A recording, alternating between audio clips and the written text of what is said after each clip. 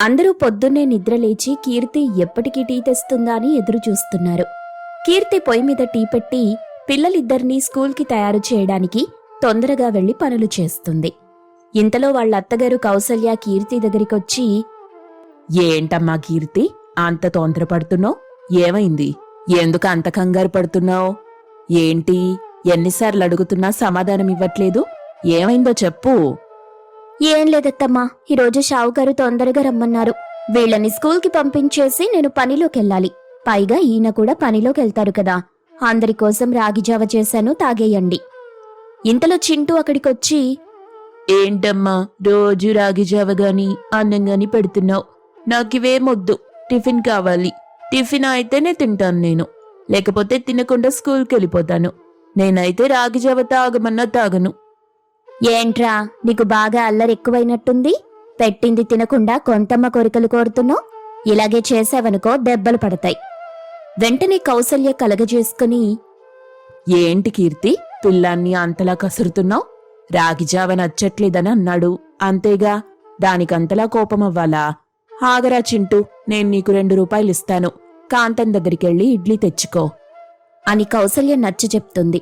ఇంతలో కీర్తి వంటగదిలోకెళ్లి బాధపడుతూ ఉంటుంది. ఏంటో, ఎప్పటికి మన కష్టాలు తీరుతాయో ఏంటో అర్థం కావట్లేదు. ఆ భగవంతుడు మనపైన ఎప్పుడు కరుణ చూపిస్తాడో. కనీసం పిల్లలకి నచ్చిన భోజనం కూడా పెట్టలేకపోతున్నాను. ఆ భగవంతుణ్ణి కోరుకునేదొక్కటే, పిల్లల్ని మంచి స్కూల్లో వెయ్యాలి, వాళ్లకి కోరిన భోజనం పెట్టాలి, అంతే. ఇంక దానికి మించి నాకెటువంటి ఆశ లేదు అని బాధపడుతూ ఉంది. ఇదంతా వాళ్ళ అత్తగారు చూసి తన దగ్గరికొస్తుంది. ఎందుకే పిల్లలతో దెబ్బలాడతావు?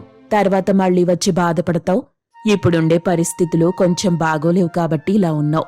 ఏదో ఒకరోజు మనం కూడా బావుంటాం అని కోడలికి భరోసా ఇస్తుంది కౌసల్య.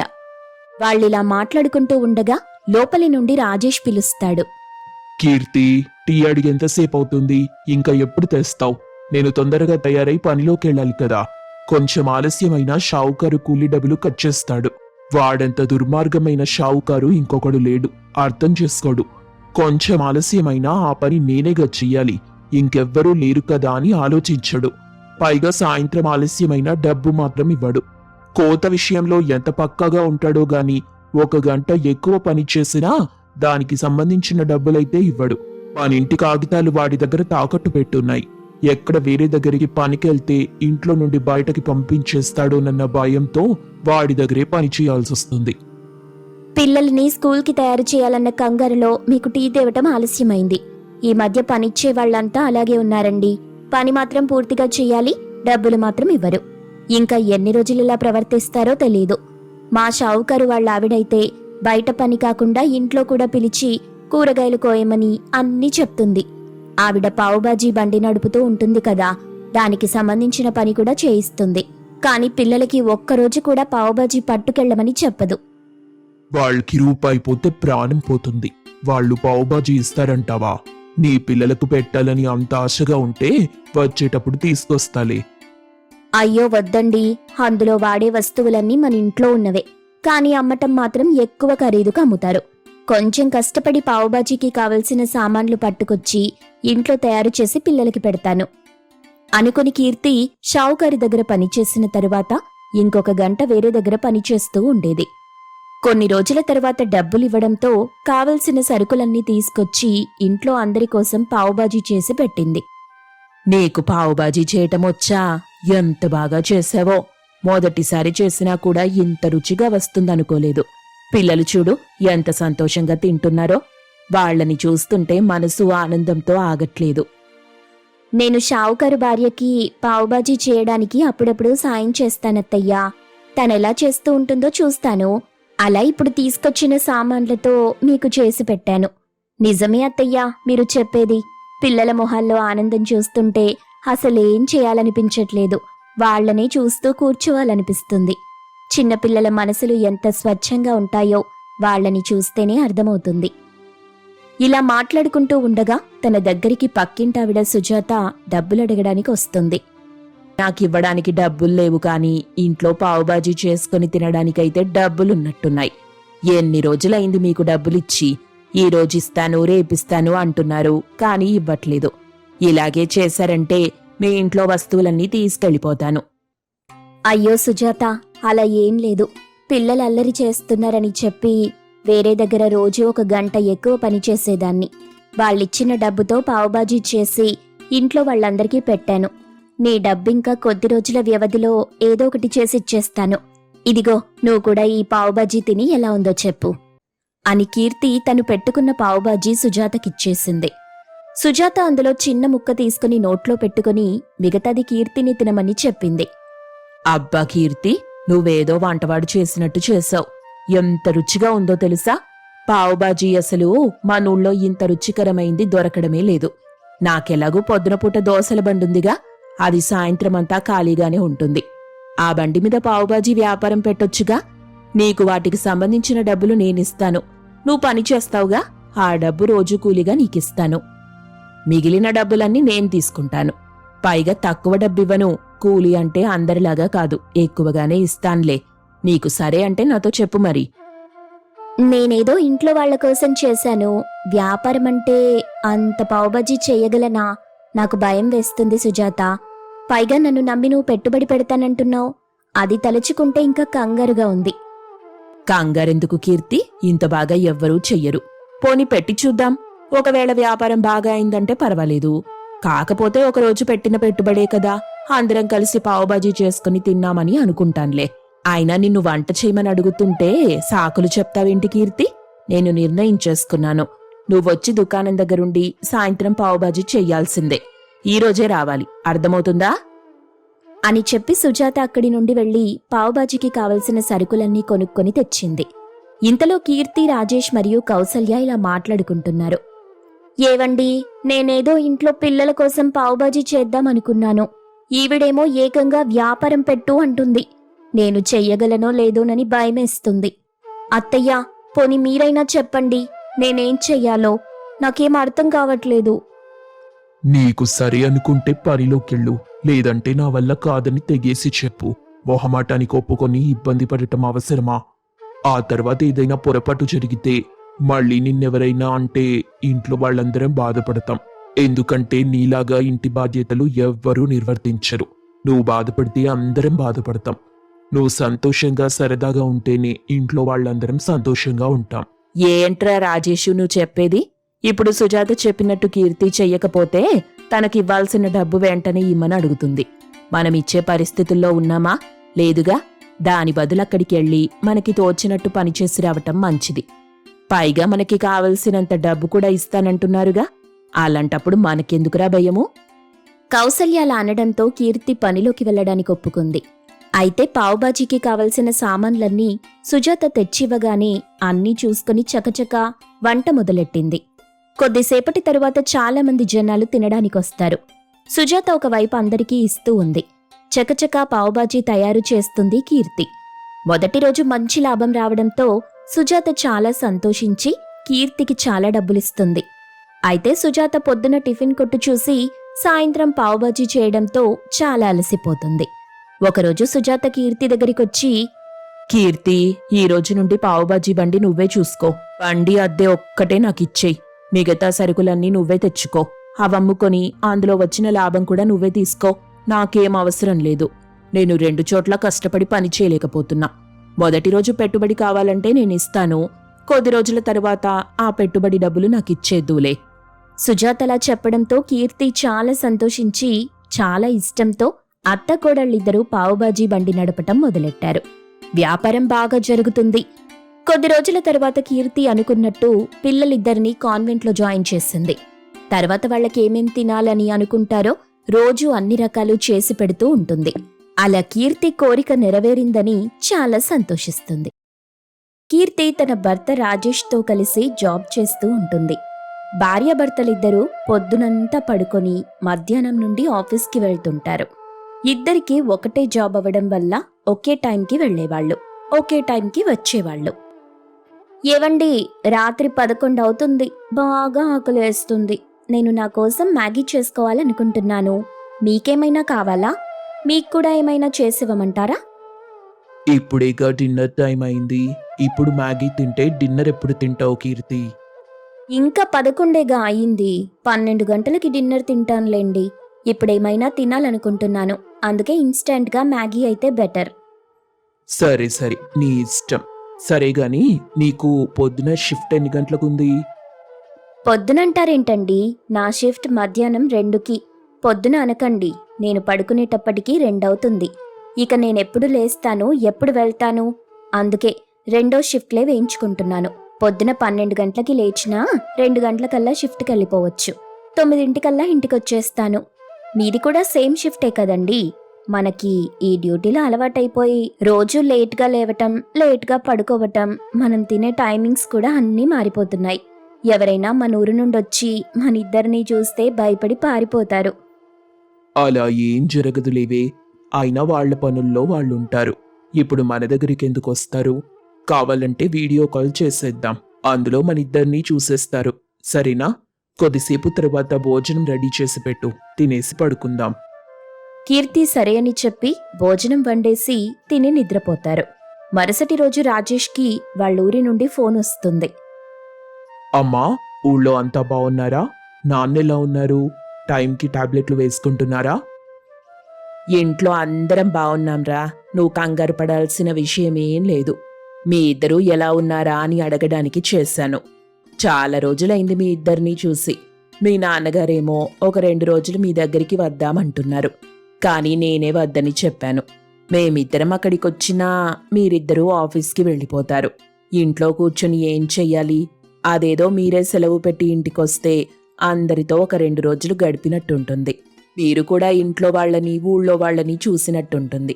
ఓసారి కోడలు నువ్వు కలిసి రండి. కోడలు వాళ్ళ అమ్మా నాన్న కూడా మొన్ననే వచ్చి వెళ్లారు. వాళ్ళు కూడా కోడల్ని చూడాలంటున్నారు. ఓసారి మీరే వచ్చి వెళ్ళిపోతే బావుంటుంది. సరే అమ్మా, ఆఫీస్లో ఇద్దరం లీవ్స్ అడిగాక ఎప్పుడు బయలుదేరుతామన్న విషయం మీకు చెప్తాను. మీ ఇద్దరి ఆరోగ్యం జాగ్రత్త. నేను మళ్ళీ ఫోన్ చేస్తాను. అలా రాజేష్ ఫోన్ కట్ చేసి కీర్తిని పిలుస్తాడు. కీర్తి, నీకు తెలుసా, అమ్మ వాళ్ళు ఇక్కడికి వద్దామనుకున్నారంట. కానీ మనిద్దరం ఇక్కడ ఉండకుండా ఆఫీస్కి వెళ్ళిపోతామని నిన్ను నన్ను ఊరికి రమ్మంటున్నారు. కొద్ది రోజులు సెలవు పెట్టి అక్కడే ఉండమంటున్నారు. మనల్ని చూడాలని వాళ్ళకి ఆశగా ఉందంట. పైగా మీ అమ్మ నాన్న కూడా మా ఇంటికి వచ్చారంట. వచ్చి మాట్లాడి వెళ్లారంట. వాళ్ళు కూడా నిన్ను చూడాలనుకుంటున్నారు. అమ్మో, అత్తయ్య గారు మావయ్య గారు ఇక్కడికి వచ్చే కన్నా మనమే వెళ్ళి వాళ్ళకి కనిపించటం మంచిదండి. ఇక్కడ అనుకోండి, వాళ్ళు అడిగే ప్రశ్నలకి సమాధానం చెప్పలేక నేను విసిగిపోతాను. మనం వెళ్ళి అక్కడే కలవటం మంచిది. సరేగాని, ఇంతకీ మావయ్య గారి ఆరోగ్యం కోసం అడిగారా? అలా పిలుస్తున్నారంటే నాకేదో కంగారుగా ఉంది. బానే ఉంది, కంగారు పడాల్సిన అవసరం ఏం లేదు. మామూలుగా మనిద్దరినీ చూద్దామనుకుంటున్నారు. అందుకే వెళ్ళొద్దాం. నువ్వు కూడా ఆఫీస్కి వెళ్ళి సెలవు పెట్టేసిరా.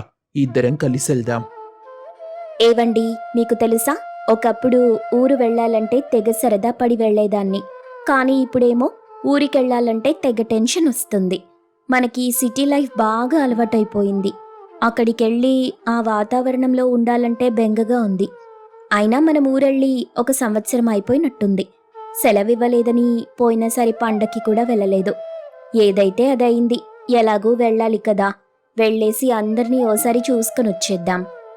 అలా మాట్లాడుకుని ఇద్దరూ ఆఫీస్కి వెళ్ళి సెలవు పెట్టుకుని కారులో బయలుదేరి ఊరికి చేరుకున్నారు. కౌసల్య వాళ్ళిద్దరినీ చూసి తెగ సంబరపడుతుంది. రఘురాం కూడా చాలా రోజుల తరువాత కొడుకును చూశానని తెగ మురిసిపోతాడు. రాజేషు, కాళ్ళు చేతులు కడుక్కొని రారా. నీకిష్టమని కాజా చేయించాను.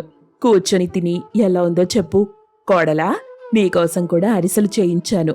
అవంటే నీకు చాలా ఇష్టం కదా. వెళ్ళండి, ఇద్దరూ వెళ్ళి కాళ్ళు కడుక్కురండి. అప్పుడు కూర్చొని తిందురుగాని. కీర్తి, మీ అమ్మ వాళ్ళు తినే వస్తువులు పంపిస్తారన్నారు. కాని నేనొద్దన్నాను. ఎలాగూ మీరు వెళ్తారు కదా, అప్పుడు ఇవ్వమని చెప్పాను. ఇప్పుడు నేను చేసినవి మీరు తింటారు కదా, ఇంకా అవి కూడా తెస్తే పాడైపోతాయి. ఇప్పుడైతే నేను చేసినవే తినండి అని ఏదో మాట్లాడుతూ ఉంది. ఇంతలో కీర్తి మరియు రాజేష్ ఫ్రెష్ అప్ అయి తింటూ ఉంటారు. కౌసల్య అక్కడి విషయాలు ఇక్కడి విషయాలు కొడుక్కి కోడలికి చెప్తూ ఉంది. వాళ్ళిద్దరూ తింటూ వింటున్నారు. ఇంకా రాత్రయిందని ఇద్దరికీ భోజనం వడ్డించింది కౌసల్య. ఏంటత్తయ్యా, ఇంత తొందరగా భోజనం పెడుతున్నారు? అప్పుడే తినెయ్యాలా? కాసేపు ఆగి తింటే బావుండు కదా. అదేంటమ్మా ఇప్పటికే ఆలస్యం అయిపోయిందని నేననుకుంటున్నాను. ఇంకా ఆలస్యంగా తింటానంటావేంటి? రాత్రిపూట తొందరగా తిని తొందరగా పడుకుంటే మంచిది. లేకపోతే ఆరోగ్యం పాడైపోతుంది. నీకు తెలీదా చెప్పు? మీ ఆరోగ్యం కాస్త జాగ్రత్తగా కాపాడుకోవాలి. రేపొద్దున మనవణ్ణో మనవరాలనో మాకిస్తావుగా. అప్పుడు నువ్వు ఆరోగ్యంగా ఉంటేనే కడుపులో బిడ్డ కూడా ఆరోగ్యంగా ఉంటాడు. ఇంతకీ బాబేడి భోజనానికి రాలేదు? భోజనాలు రెడీ చేశానని అప్పుడు కబురు పెట్టాను. ఇప్పటి వరకు ఇంకా రాలేదేంటి? ఏం చేస్తున్నాడు? అలా ఆలస్యం చేస్తుంటే భోజనం చల్లగా అయిపోతుంది. చల్లని ఆహారం తినకూడదు తల్లి అని అంటుండగా ఇంతలో రాజేష్ అక్కడికి చేరుకున్నాడు. ఏంట్రా గదిలో కూర్చొని ఏం చేస్తున్నావు? జపం గట్రా చేస్తున్నావా ఏంటి? భోజనం పెట్టానని అప్పుడు పిలిస్తే ఇప్పుడొస్తున్నావేంటి? భోజనం పెట్టి చాలాసేపు అయింది. నువ్వు రాలేదని చూస్తున్నా. ఏం లేదమ్మా, నువ్వు పిలిచాక స్నానానికి వెళ్ళాను, అందుకే ఆలస్యమైంది. ఇంతకీ స్పెషల్గా ఏం వండావు? మీ ఇద్దరికీ చేపల పులుసంటే ఇష్టం కదా. అక్కడెలాగూ మీకు పెట్టుకోవటం కుదరదు. అయినా అక్కడుండేవన్నీ ఐస్లో ఉండే చేపలు, అందుకే తాజాగా ఉండవు. పక్కనే కూర్చొని ఉన్న కీర్తి రాజేష్ని పిలిచి, ఏంటండి ఇంత తొందరగా మీరు కూడా తినేస్తున్నారు? మనకింత తొందరగా తినటం అలవాటు లేదు కదా. నాకైతే అస్సలు ఆకలియ్యట్లేదు. ఇవన్నీ ఏం ఆలోచించకు. ఎంత నచ్చితే అంత తినేసి పడుకో. ఇప్పుడు మనం ఏమైనా అన్నామంటే మా అమ్మ పెద్ద క్లాస్ ఇస్తుంది. అవసరమా చెప్పు? ఎంత నచ్చితే అంత తినేసి కామ్గా వెళ్ళి పడుకో. రాజేష్ అలా అనడంతో కీర్తి నచ్చినంత తినేసి పడుకుంటుంది. కొద్దిసేపటి తరువాత కీర్తికి చాలా ఆకలేస్తుంది. ఇంట్లో మొత్తం వెతుకుతుంది, ఏమీ దొరకదు. వెంటనే మ్యాగీ తీసి చేద్దామనుకుంటూ ఉంది. ఆ సౌండ్కి కౌసల్య, రాజేష్ ఇంట్లో అందరూ లేచారు. ఏంటమ్మా ఇంత అర్ధరాత్రి లేచి వంట చేస్తున్నావు? ఏం జరిగింది? భోజనం సరిపోలేదా ఏంటి? తిన్నాను, కానీ ఏంటో ఇంకా ఆకలేస్తుందత్తయ్యా. అందుకే లేచి ఏముందా అని వెతుకుతున్నాను. మ్యాగీ కనిపిస్తే చేసుకుంటున్నాను. ఏంటో నాకింత అమాయకపు కోడలు దొరికింది. కడుపు నిండేంత వరకు తినడం కూడా తెలీదు అని నవ్వుకుంటూ వెళ్ళిపోయింది కౌసల్య. ఎందుకే నీకింత కంగారు? 2 రోజులు అలవాటు చేసుకోవచ్చు కదా. మీరన్నీ ఇలాగే చెప్తారండి. అయినా ఇంత చిన్న సౌండ్కి లేవడమేంటి? సరేగాని మీరు కూడా మ్యాగీ తింటారా? చేసివ్వనా? మరుసటి రోజు కూడా కీర్తి అర్ధరాత్రప్పుడు లేచి వంట చేస్తుంది. ఇదంతా చూసిన కౌసల్య ఇద్దరినీ కూర్చోబెట్టి అడిగింది. అసలు మీరిద్దరూ సిటీలో ఎన్ని గంటలకి లేస్తారు? ఎన్ని గంటలకి ఆఫీస్కెళ్తారు? ఇంతకీ ఏం తింటారు? నిజం చెప్పండి. ఎందుకమ్మా అవన్నిప్పుడు? వచ్చిన 2 రోజులు మీతో సరదాగా ఉండాలనుకుంటున్నా. ఏదో ఇంటర్వ్యూకి వెళ్ళినట్టు క్వశ్చన్లు అడుగుతావేంటి?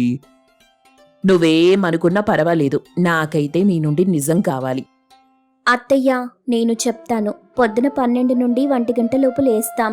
తర్వాత టిఫిన్ తిని 2 నుండి 3 లోపు ఆఫీస్కి వెళ్తాం. అక్కడికెళ్ళాక సాయంత్రం 5:30కి భోంచేస్తాం. ఇంటికొచ్చేటప్పటికి 9:30 అవుతుంది. అన్ని పనులు చేసుకుని వంట చేసుకునేటప్పటికి 12 అవుతుంది. అప్పుడు భోంచేసి పడుకుంటాం. అసలు మీ ఇద్దరికీ బుర్రుందా? ఇలాంటి ఉద్యోగాలు చేయడం కన్నా మానేయటం మంచిది. దాని బదులు ఊరొచ్చేయండి. ఇక్కడ మన పొలాలున్నాయిగా, అందులో వ్యవసాయం చేసుకోండి. సమయానికి తిండి తినకుండా, సమయానికి నిద్రపోకుండా చేసే పనెందుకు చెప్పు? అయినా బాగానే ఉంది మీ డ్యూటీ టైమింగ్. రాత్రిపూట ఆలస్యం అయిపోతుంది, దానికి పొద్దున్నుండి అన్ని పనులు ఆలస్యం చేసుకుంటున్నారు.